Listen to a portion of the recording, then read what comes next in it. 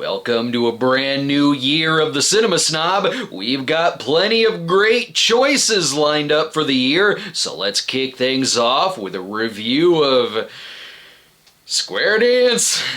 Really?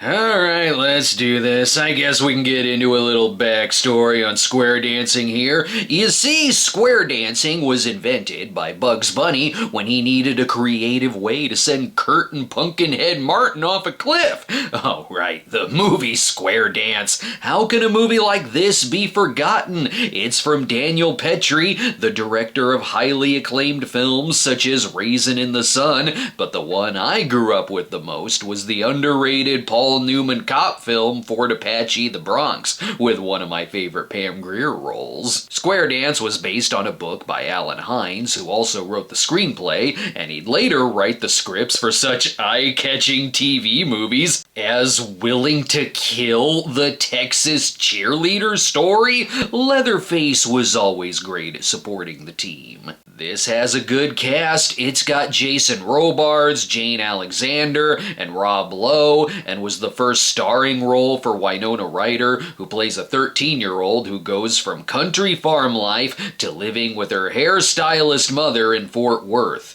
I'm picking up major teenage prequel to Independence Day 83 vibes from this. With mixed reviews though, this 1987 movie came and went in theaters so quick that when it aired on NBC in 1988, the title was changed to Home is Where the Heart Is. In fact, it was NBC that helped finance part of the budget, along with Mike Nesmith of the Monkees and his production company Pacific Art Pictures, and was distributed by Island Pictures. If this doesn't work out, Island Pictures also released Slam Dance the same year. We're gonna make you dance to something in 1987. You can probably sense my overall enthusiasm in wanting to spend New Year's talking about Square Dance. What? Was 1,000 Acres checked out at the video store? What about copies of Urban Cowboy, or The River, or Grandview USA? What? Not in stock? Fine,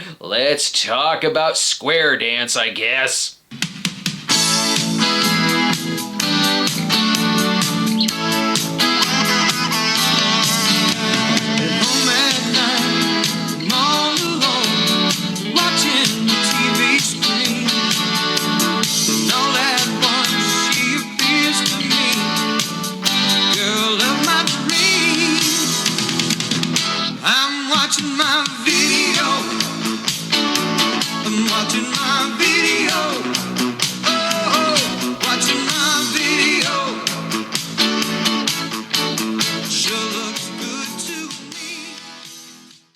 Let's get this movie started. Ain't nothing more tropical than Square Dance. Wait, never mind. If I saw a still shot of this opening, I'd think it was either a horror film or a family drama that Sally Field won an Oscar for. Well, at the crack of dawn, old Grandpa Dillard comes out to feed the chickens and scoff at them things the kids are into. In my day, we had wholesome dances like the hustle and disco duck. These kids today are gonna square dance their way right into Satan's arms. Or just listen to the radio. These men and women join me at my great crusade across this great state, doing battle with Satan. Damn, the Estes Perkle spoken word album is deep. He and Gemma seem like they get along okay. I thought I told you to water them chickens. I did. Get to the part where she stops him from killing Wilbur the pig. Things are way more exciting at school. They're officially 8th graders now, and Gemma is the star classmate. She even gets a gift. I made you a little something. It's nothing really, just for doing so good in your studies. I never would have known how to draw the spelling wolf without you. It always came out looking like a dick when I tried. Afterwards, Grandpa really only picks her up at the halfway point from her bus ride. You go on ahead and drive now. You're in the 8th grade. Grandpa's gonna lay back here to vomit up my brunch bourbon. Lots more spewing room back here. Now finish up the laundry before getting the normal 3 hours of sleep. Oh, say, you're not the usual serial killer who lurks around here. I was thinking you was my neighbor woman. Who's your neighbor, Allison Janney? I get that all the time. I'm Jane Alexander from Kramer vs. Kramer. They needed me here for another parent movie. Jane plays her estranged mother, Juanella. She recognizes her from always sporting Mel's Diner chic. She's here to tell us all about the high life in Fort Worth. Pop says they got different water fountains there for the color people. His grandpa talking about the good old days again. He still hasn't gotten over integrated carpooling yet. Juanella wants to take Gemma away from this boring farm life and into the big city where she'll be the brains of the Scooby-Doo gang. But when she's not interested, I'm sure they'll still keep in touch. She'll call her if she needs to know the lunch specials, and Gemma will ask Grandpa about the family. Pop, how come I go by Dillard if my daddy's name was Monroe? Dang it, you know I can't spell that word. Why is it called Monroe if it ain't even got the letter U in it? However, it's then that she wants to get away from Grandpa when she learns he wants to put 2 in the back of her head while Michael Corleone sits and ponders nearby. Best hurry back, we gotta get to church. It's 10 p.m. I'm late for church, Pop. I'm driving there first. Oh, no, you're not. You're gonna take me straight home. I ain't going back to church till they replace the wine with wild turkey. I do love how she's way more into church than he is. Hey! Take it easy! I'm going to church. You're damn rebellious kids. Look what happened when he made her change the station earlier.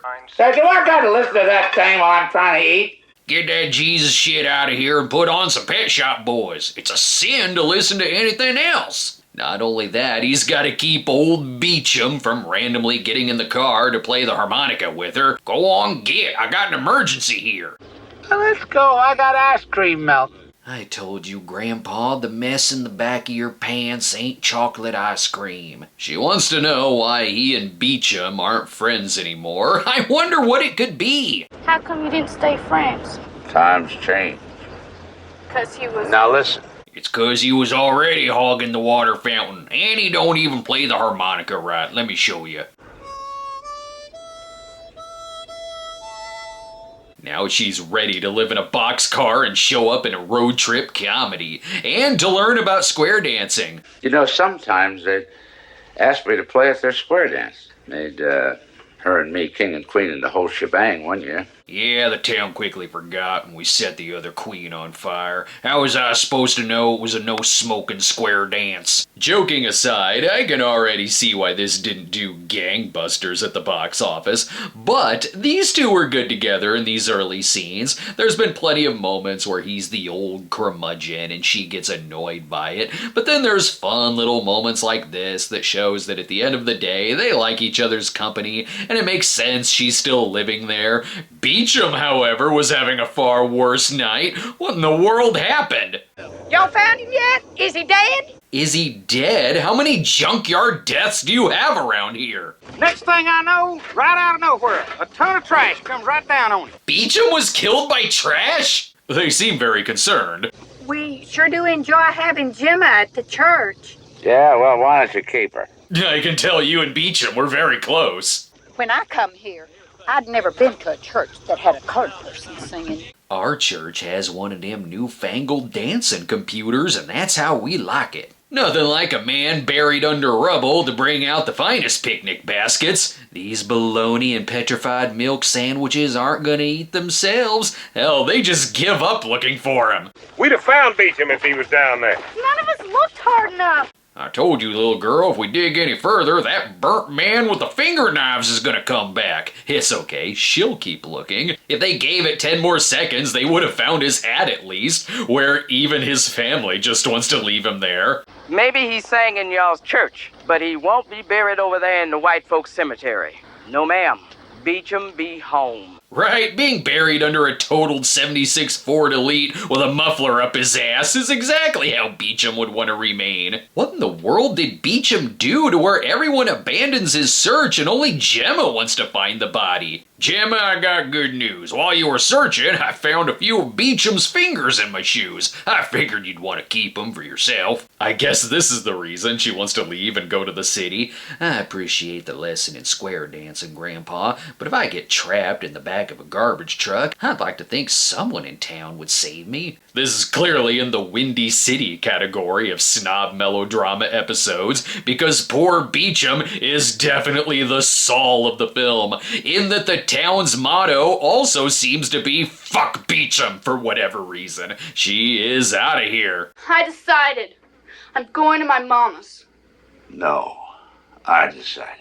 That's right, I'm breaking up with you, Missy. Now she can see what life is like outside the Texas Panhandle. Hello, they have hotels with windows and no ambulances outside taking away the dead hookers. This is living. And what's with her always getting off the buses at the halfway point? Why is she now hitching a ride with a truck driver? Well, we're glad you're here, Gemma, but damn, count your blessings you weren't kidnapped. Don't you know you ought not be catching rides with strangers? I won't do it no more. Next time I'll ask the man's identification first. They got everything in the city, an RC machine, stairs. Come on in, Mama just got a new pack of cigarettes. We even got air conditioning in here, a fan. Normally, Grandpa just blows real hard through a toilet paper roll. With Juanella being a hairstylist, she gives Gemma a new look, too. That looks real good on you, Gemma. Suits your face. Me, however, I asked for the rest in jailbait look. I could use a whole movie of these conversations. I read in a magazine last week that the more you cut your hair, the more it grows. I think it's got something to do with the time of year, too. Does hair grow faster in the summer? Shoot, I don't know. I take it beauty schools are top notch here. Now I want to see the version where Eddie Murphy plays all of these characters. They also make for good eye doctors as well. Everything's blurry. That's just because your eyes ain't focused yet. Now that you've taken your glasses off, you're ready to become prom queen. We just need you a love interest. So here's Rob Lowe as Rory. He's a violinist, and what kind of performance is this gonna be? What's it say, Rory? Say how to make a chicken casserole. Oh, yeah. Take your can of mushroom soup, and you take your chicken and you wash him. He is so dreamy. Simple Jack was the best Brat Pack heartthrob. Please tell me this is a love story. I'm making a casserole. Is anyone else in town single? Why is he more interested in banging a casserole? Let's take a break. I need to process so much of what just happened. The man had a meet cute with a casserole. But we must thank the voters for picking this one as the choice episode for the week. They were gung-ho about square dance. Taking up square dancing was clearly their New Year's resolution. It stayed in the lead the whole time, with only Return of the Living Dead coming close. Why is Return of the Living Dead chasing this movie? This movie ain't got brains. If you want to contribute to our poll choices, subscribe now at patreon.com/thecinemasnob. Hope to see you there. We're back, and Juanella is very glad to be away from Grandpa. Still eat with his face down to the plate. He used to burn me up doing that. Does Gemma get Grandpa to eat his food like he's Randy from A Christmas Story? And why is the alternate title of this Home is Where the Heart Is, when they all left home because it was a shithole, and even here their light beer is lukewarm at best. Plus, whenever they go to the tavern, their men are always taken away by Kristen Wiig trying out her new characters, and then in walks Rob Lowe killing the romance again. Get on home now. But they're for Cambo soup. What? Get on home. They give you a mug if you send it in. They give you a mug. I need a spin-off with this character where he saves Christmas. Still, she's making the most of her day, relaxing, dreaming of her favorite Bible characters, and then... I got me a sticker patch on the other side of mine Dolores' trailer house. That's nice. Do you mind? I'm daydreaming about Jonah and the whale over here. While the movie didn't leave much of a mark, Rob Lowe actually did get a Golden Globe nomination for it. Bullshit, give this man an Oscar. Didn't your mother ever take you to church? Is that where they say them stories? And where the man dresses like a walking, talking Bible, I wish I was made out of paper and cardboard. He did do a lot of research for the role, which came down to him and Emilio Estevez, but Estevez left when he got the opportunity to write, direct, and star in his own movie, which is only memorable now for its ridiculous ending. Though whoever is playing the part, the audience wins. Boy, I mean...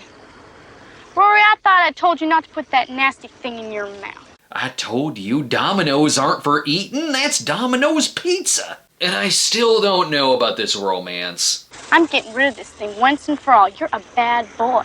I know. Give it back to me.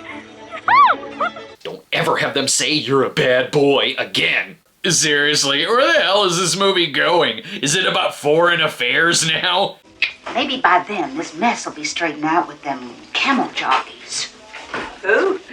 Arab sugar. Is that a new drink at the coffee shop? I ain't ever had Arab sugar. And why is she also taking her Bible with her in the bubble bath? I'll tell you why. In case Beecham did resurrect from the junkyard. That's better than Juanella's church story. Then this guy, he started coming to church. He put one arm around me, and he'd slide his other hand up my leg during the prayer.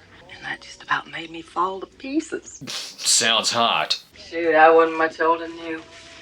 I didn't know what was going on. Ew! How could this scene possibly get weirder? I know you told me it ain't happened yet. But you're gonna be a woman soon.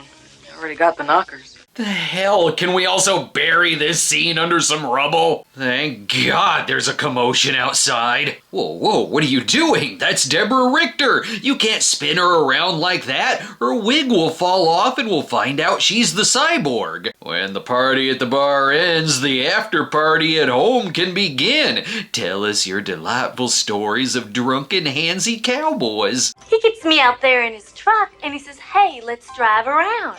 And then he starts telling me what he wants me to do. Isn't this movie supposed to be about square dancing? They'll get to the square dancing soon enough. They got to attend church first. People forget when Christ handed out personal fans of himself during the heat wave of the Sermon on the Mount. This seems exciting. But Jesus said, "Suffer little children." Yeah, Gemma, I'm gonna need you to go back to Jason Robards now. This is cutting into my Sunday morning drinking. Not before adding to the collection plate, though. We're in desperate need of an L and a C for the sign. Speaking of Jason Robards, she's still sending him updates. Ah, hell, I want to go to the happiest place on earth and put on Mickey Mouse ears. You know who'd also love Disneyland? Have you been a good boy this year, Rory? She's gonna get on his good side by making a hot casserole of her own. That might keep him distracted from saying anything weird. Where are the kids? Don't you ever ask that again! It's like I'm watching Rob Lowe play both Nick and Tom Cullen morphed into the same character. And that ain't the only thing you can compare it to. I told my Dolores that you and me be getting married. Excellent. Now it's Great Balls of Fire. God, please don't let them get married. Well, what'd your mama say to that? She says fine by her. Your mom sucks. Rory is just like Forrest Gump. You know, if Jenny was 13 and Forrest didn't go to Nam because he was in prison. I sure do like you, Gemma. I ask again, where the hell is the square dancing? If this is the rules for square dancing, then count me out of it. So, they're engaged now? I'll take care of you, I will. You and me will get married and I'll take care of you. Don't marry a man who was shitting his diapers after he cornered you into saying yes. Thank God someone in this movie has some common sense. Nothing wrong with it? There's nothing wrong with it except that he is a grown man and she is 13 years old. Don't you go getting moral on me, honey. What? Don't you go getting moral, bringing up laws and shit. But he's got a job, though. He can make a mean chicken fried steak. You'd be foolish not to marry this man. How is it, Gemma? Get back in the kitchen, Rory. One day I'm gonna be Mrs. Church's chicken. And if Rory ain't putting cocoa pebbles in the ground beef, the conversation isn't exactly appetizing either. Huh, sugar, huh? Would you take off your clothes with me and get naked and wallow in it? Well, I'm gonna go vomit in Rory's hat now. Why not? He's already striking a sexy pose in the kitchen. Stop trying to make this movie hot. I most certainly don't want to see the two of them on a date. They'll get to the meaningful conversation in a minute, once he's done with his toys. Hey, this beauty shop, can I help you? Shampoo and set? Perfect. If they do get married, they'll go to the honeymoon suite with a race car bed. I'm gonna need another break. Hey, your costume's not ready yet, Mr. Lowe. You're gonna need some fake teeth and a bowl cut.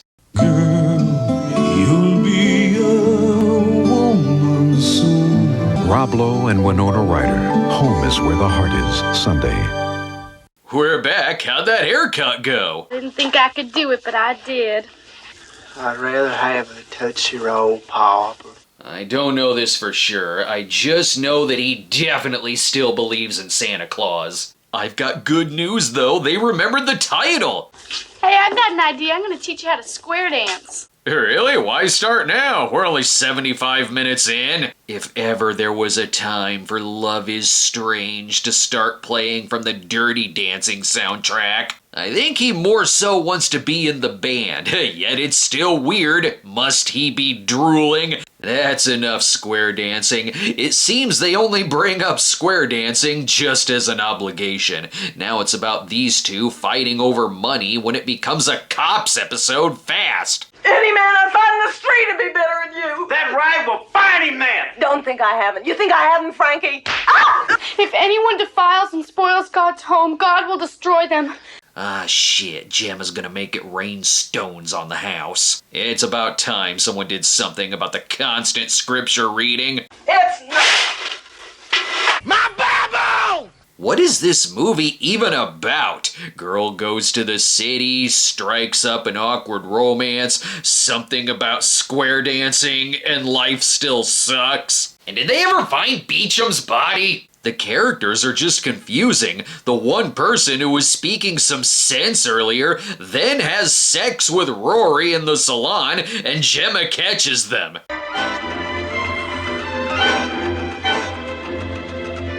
And for some reason, the Friday the 13th music is playing. I guess if it was to stop the marriage of Rory and a 13-year-old, that's okay, I guess. What time is it? Doesn't matter what time it is, you're in big trouble. What? Why am I in trouble? Seriously, Juanella wants to hide Gemma because the cops may be after her for assaulting Gwen with a Bible and Rory injuring himself, but that's all the motivation she needed to instantly forgive all of them. When you come home, I'm going to take care of you. They think I don't know something, and I really do. I figured out what causes the clumping when I make boom in the kitty litter. This movie simultaneously has nothing happening and everything happening. Hey, as long as they say she's older, she can still see Rory. Aggie's gonna carry me over to see Rory. She's gonna tell him I'm already 16. See? All's well that ends horribly. I'm actually with Juanella that Gemma should go back home. There's no reason to be this sad about leaving. There's way worse stuff happening here, which is saying something because her hometown has a landfill of corpses. You could take a few RCs for the road, something to remember us all by. At least she learned to stop taking buses till the halfway points. Instead, she just immediately starts out hitchhiking. Gemma, wait! Wait, please! Oh, what now? You think she has bad ideas? Here you go, young lady. You made it. Pearl's house. The only thing that could save this movie is if it ended with this shot. Welcome home. Guess you shouldn't have left to begin with, huh? This is all pointless. Did y'all at least do a square dancing contest? Square dancing? Aw, shit, we forgot to have a square dance plot. In all the categories I have for melodrama poll choices, from good like Soup for One to extremely bad like Until September and Something Short of Paradise, I am confirming that this is in the Independence Day 83 and Windy City category of something that feels like it was always intended to have little promotion and be forgotten. That kind of in one ear and out the other movie that I will try my damnedest to get gold out of. From The Legend of the Dying Saul to Diane Wiest blowing her and Cliff DeYoung up in a house to this movie that features a romance that's the biggest ick I've seen since Private Lessons. I guess home truly is where the heart is,